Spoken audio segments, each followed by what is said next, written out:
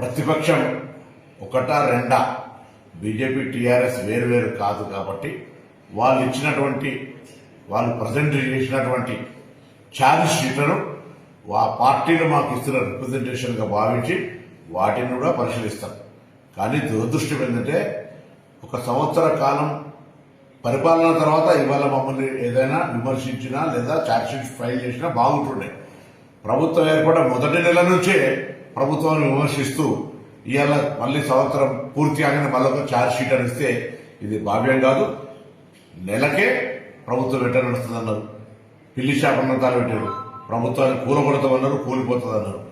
ఇద్దరు కలిసి ప్రభుత్వాన్ని అస్థిరపరిచే ప్రయత్నం చేస్తూ తెలంగాణ ప్రజలు గమనించాలి. తప్పకుండా వాళ్ళు ఇచ్చిన ఛార్జ్ షీట్లో అంశాలు ప్రజా సంబంధించిన అంశాలను అన్నింటినీ కూడా మా ప్రభుత్వం పరిశీలన చేస్తుంది. అది ఛార్జ్ షీట్ కాదు, రిప్రజెంటేషన్ అనుకుని దాన్ని ప్రతిపక్ష పార్టీగా ఇచ్చిన దాన్ని మేము తప్పకుండా పరిశీలన చేసి సరి అయినటువంటి నిర్ణయాలు తీసుకోవడం జరుగుతుంది.